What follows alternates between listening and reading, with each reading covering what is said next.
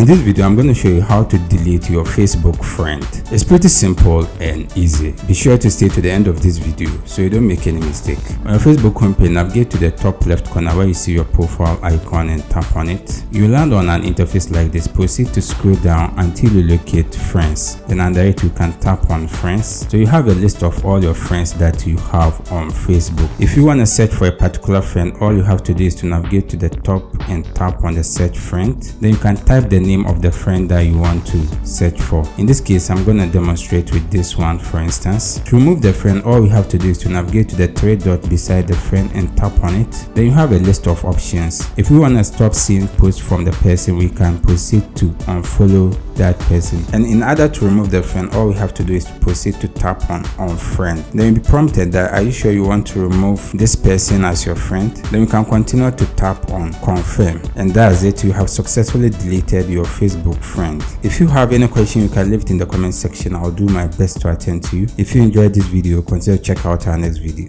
See you in the next video.